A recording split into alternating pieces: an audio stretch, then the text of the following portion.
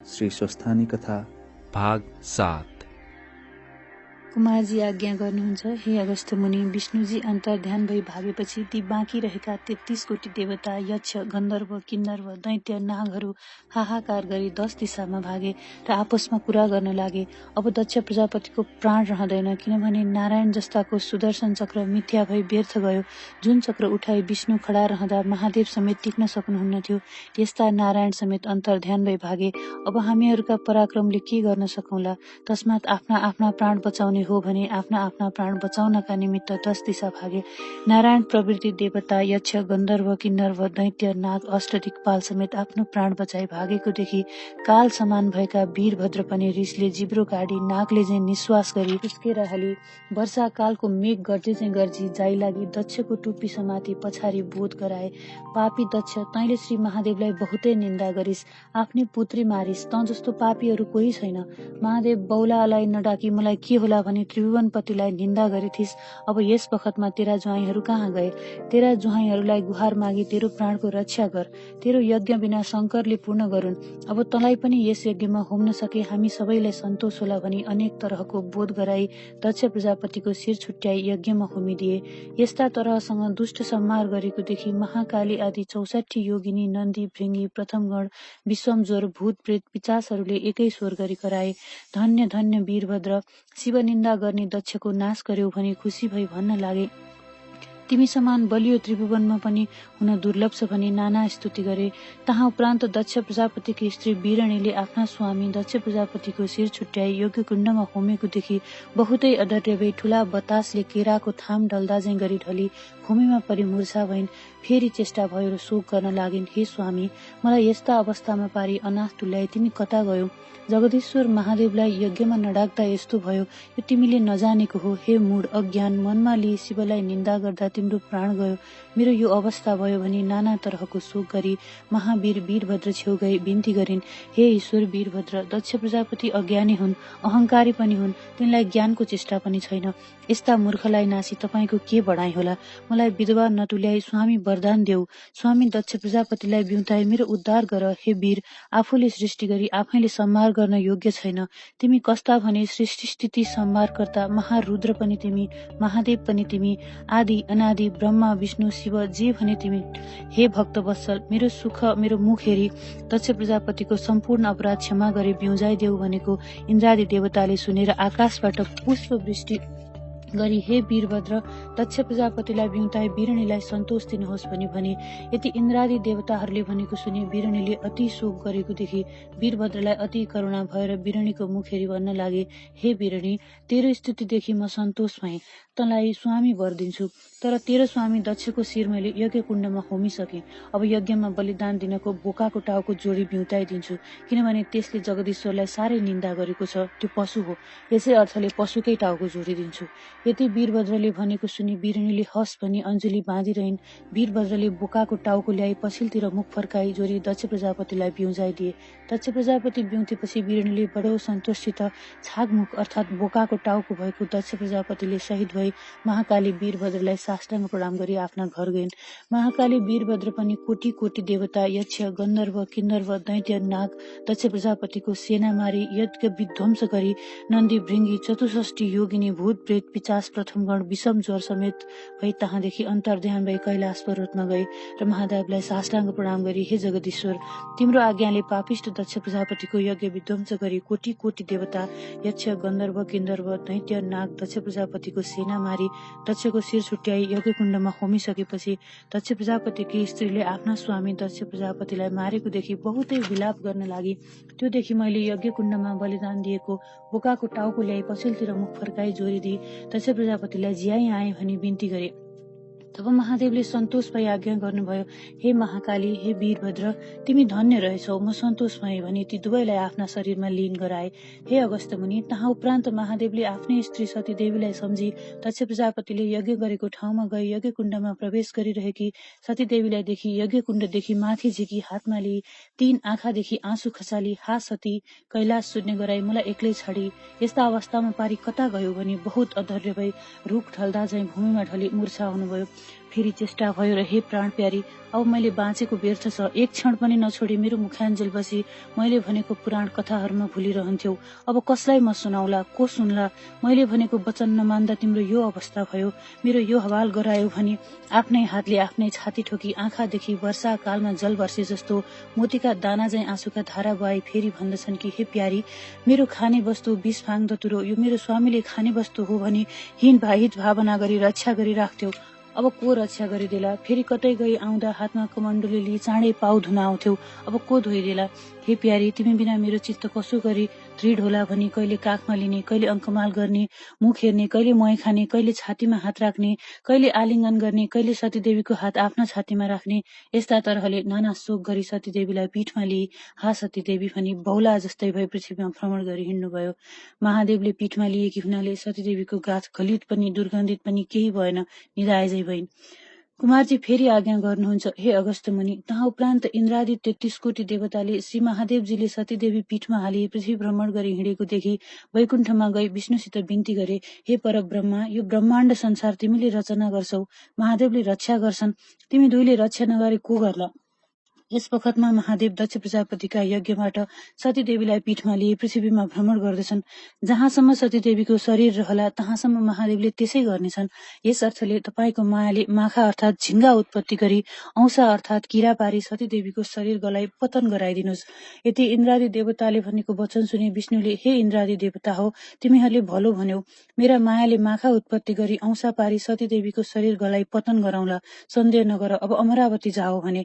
यति विष्णुले आज्ञा गरेको सुनि इन्द्रादि देवताले हवस् पनि विष्णुलाई साष्टाङ्ग प्रणाम गरी अमरावती गए।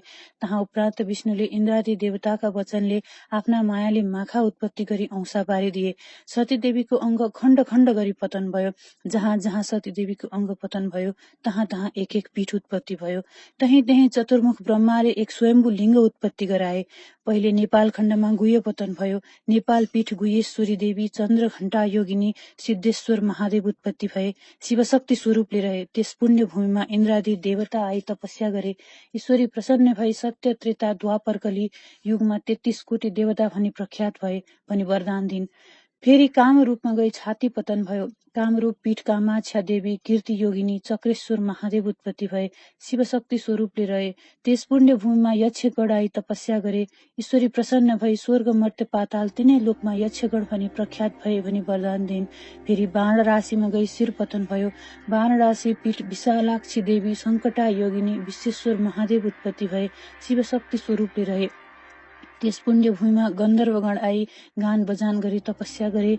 ईश्वरी प्रसन्न भई वाक्य सिद्धि होस् भनी वरदान दिन्। फेरि पौरबन्धनमा गई दाहिनी कान पतन भयो।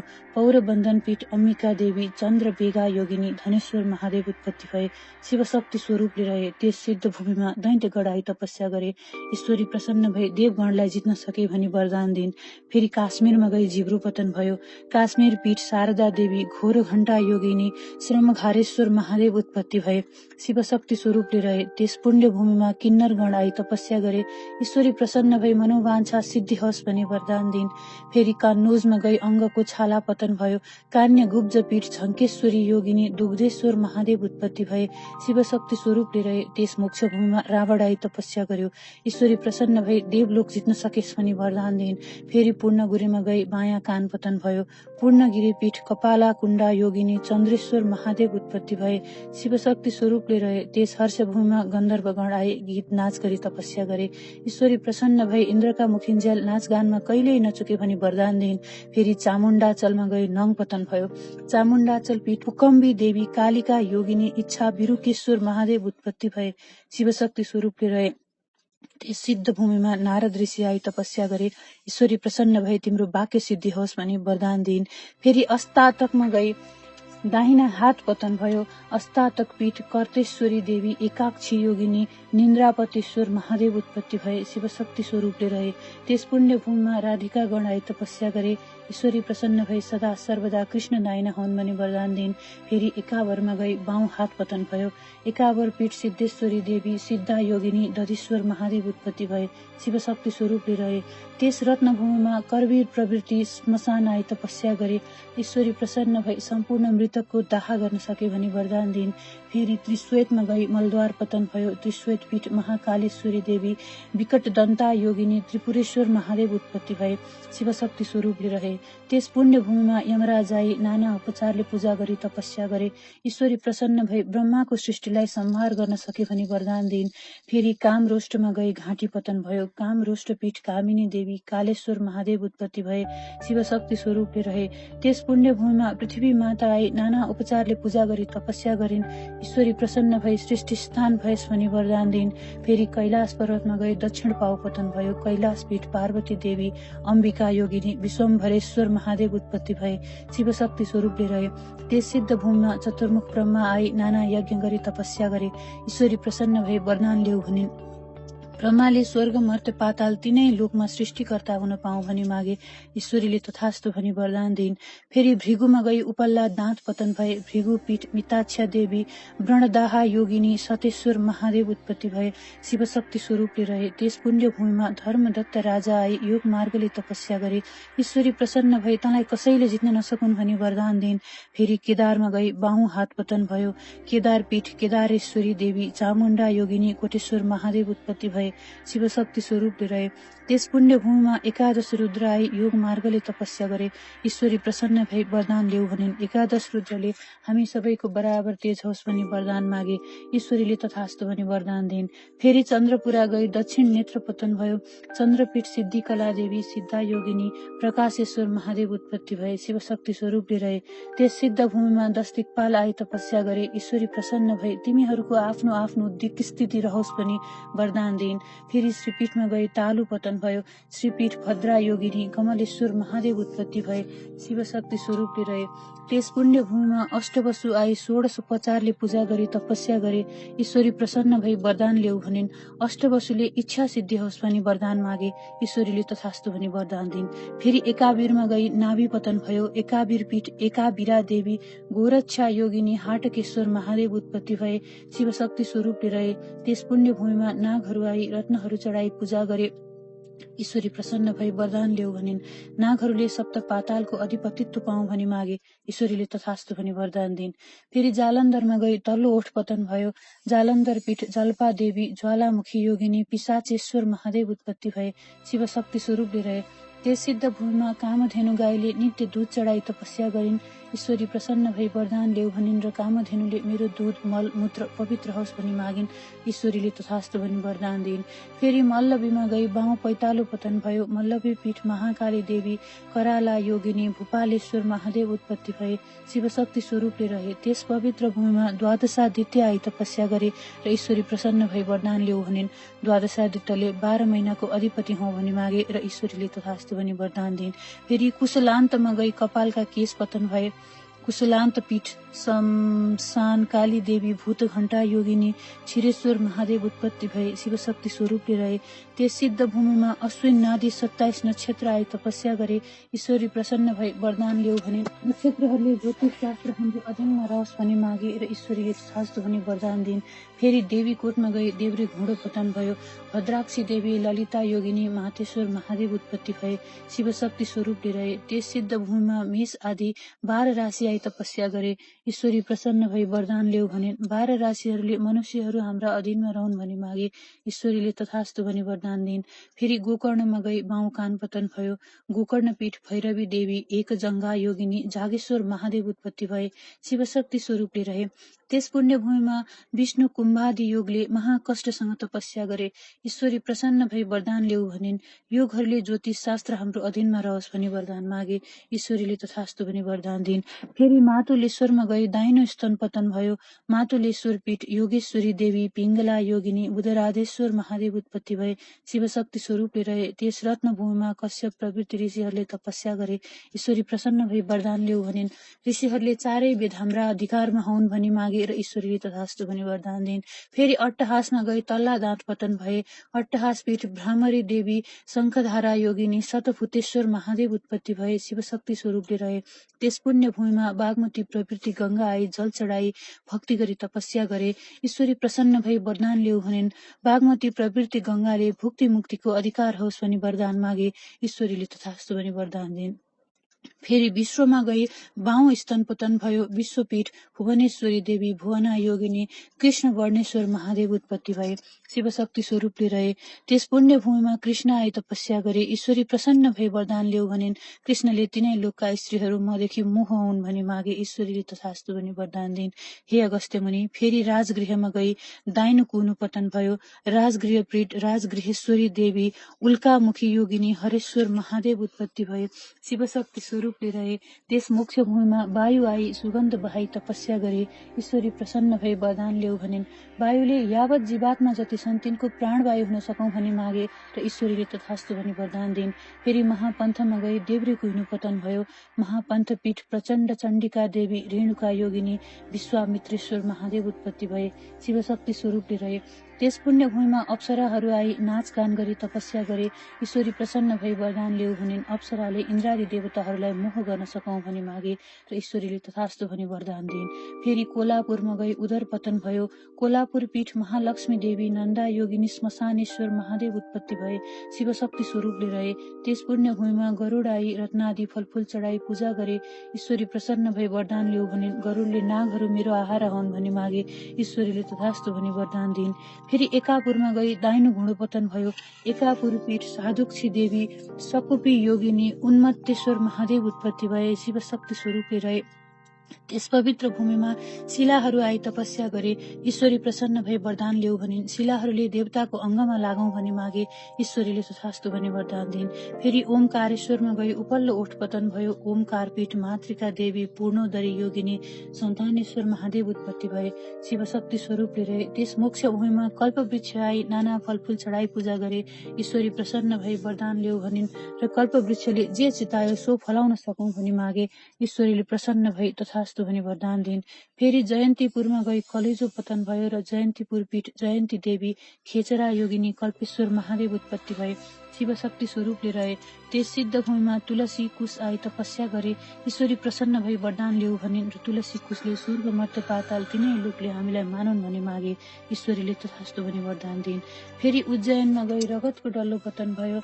उज्जैन पीठ महाकाली देवी, ललजिङ्गा योगिनी, झन्केश्वर महादेव उत्पत्ति भए। शिवशक्ति स्वरूपले रहे। त्यस सिद्ध भूमिमा हिमालय पर्वत आई तपस्या गरे।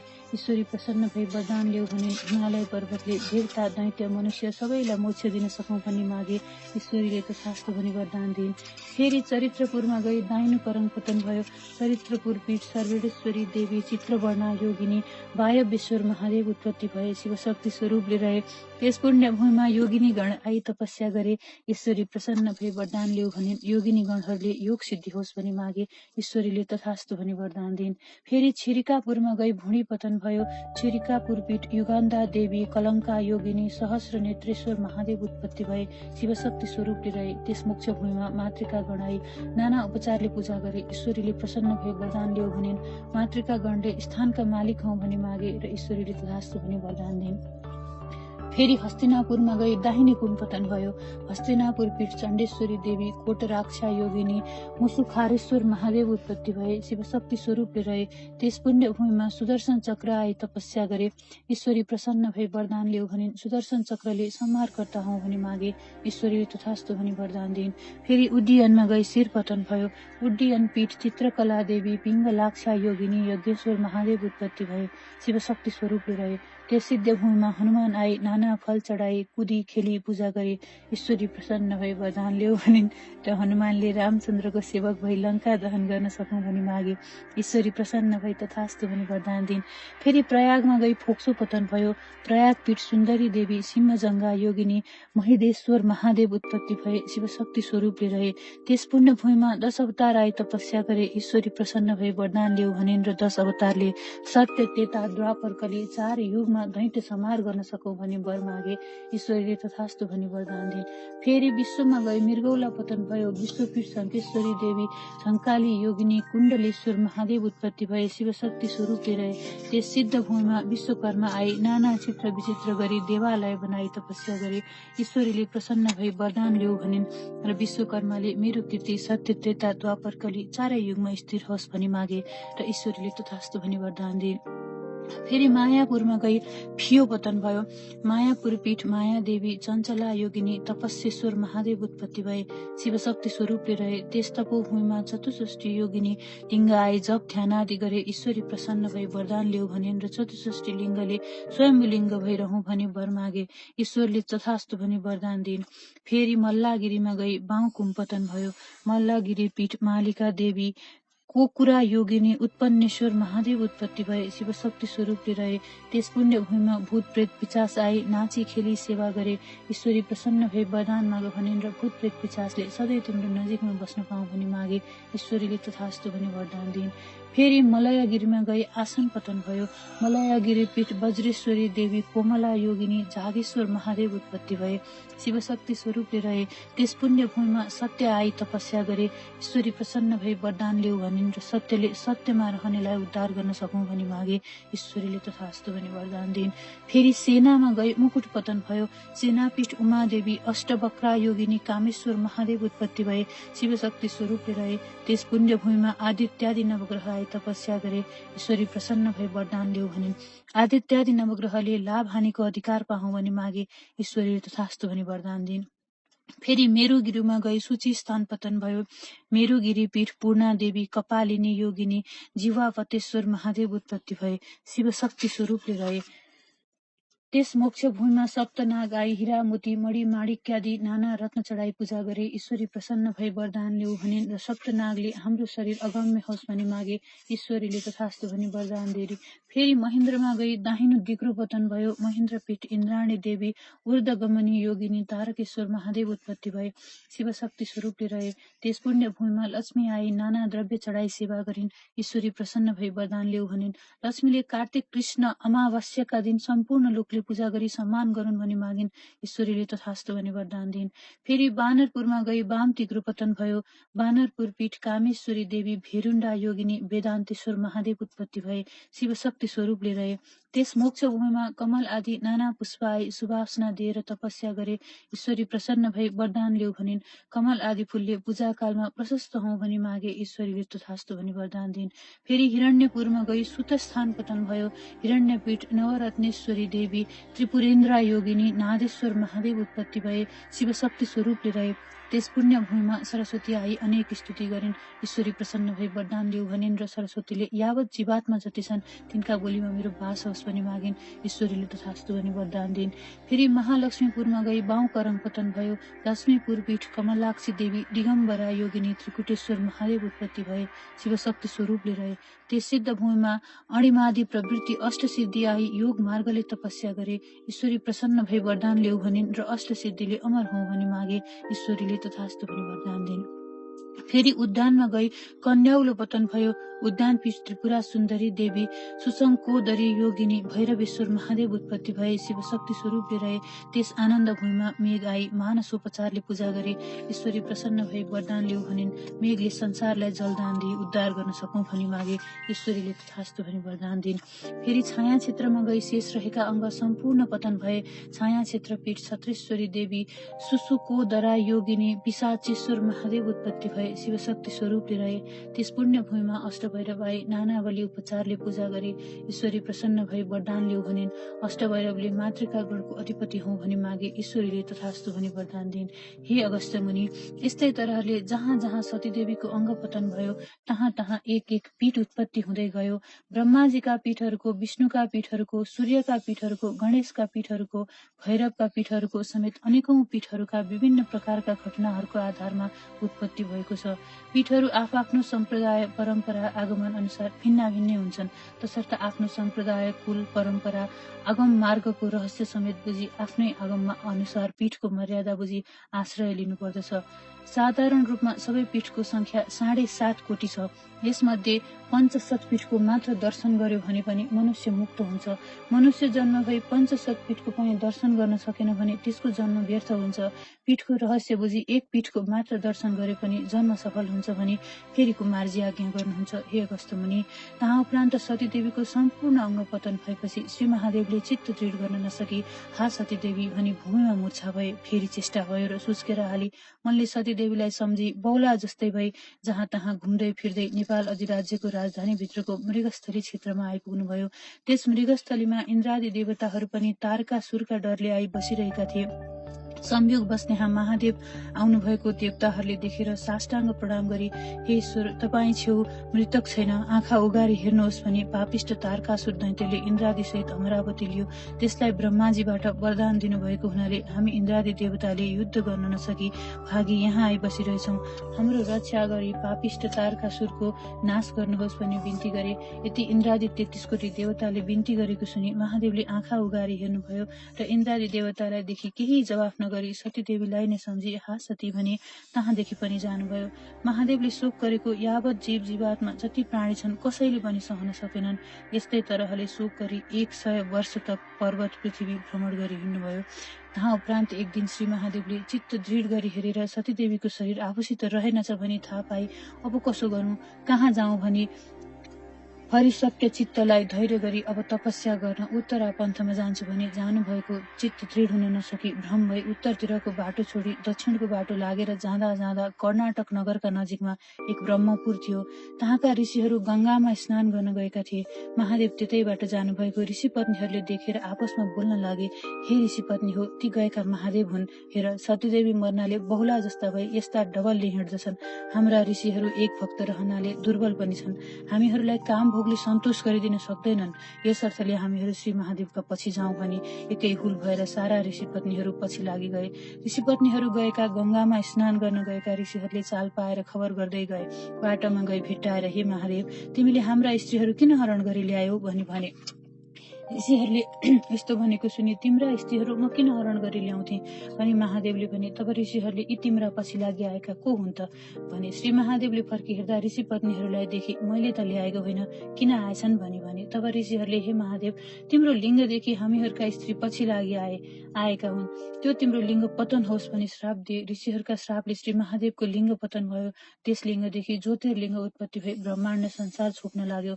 तब देवता, ऋषि, यक्ष, गन्धर्व, किन्नर्व, दैत्य चाँडै विष्णु छेउ गई बिन्ती गरी लिङ्ग उत्पत्ति भएको हाल सुनाए भने कि, हे वैकुण्ठनाथ, श्री महादेवको लिङ्ग उत्पत्ति भई ब्रह्माण्ड संसार छोप्न लाग्यो, त्यो देखि बिन्ती गर्न आयौं, अब जसो गर्ने हो चाँडो गर भनी ब्रह्मादेवले भनेको सुनि श्री विष्णुले तत्काल उठी ज्योतिर्लिङ्गलाई अँगालो हाल्दैमा ज्योतिर्लिङ्ग साम्य भइगयो।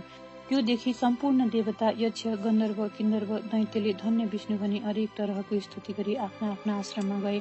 तहाँ उपरान्त ज्योतिर्लिङ्गदेखि प्रत्यक्ष भई श्री महादेवले ऋषिहरू छेउआई आज्ञा गरे, हे ऋषियो, निरापराधमा तिमीहरूले मलाई श्राप दियौ, तिमीहरूको पनि मेरो र विष्णुको सेवा नगरी वाक्य अशुद्ध होस् भने ब्रह्माणीहरू पनि मेरी वा विष्णुकी पत्नीको सेवा नगरी एक पुरुष पनि बस्न नसकुन् भनी श्राप दिएर उत्तरा पन्थमा गई काम, क्रोध, लोभ, मोह छाडी सम्पूर्ण इन्द्रिय बाँधी आँखालाई पर ब्रह्मामा मिलाई बडा कष्टले तपस्या गरिरहे। इति श्री स्कन्द पुराणे केदारखण्डे महात्म्ये कुमार अगस्त संवादे श्री स्वस्तानी परमेश्वर व्रत कथायां शिवकृत दक्ष यक्ष विध्वंस छाग मुख गोजन सती देह समादान पृथ्वी भ्रमण सती देहांग पतन पीठोत्पत्ति वर्णनम नादि प्रसंगो नाम सप्तमोध्याय।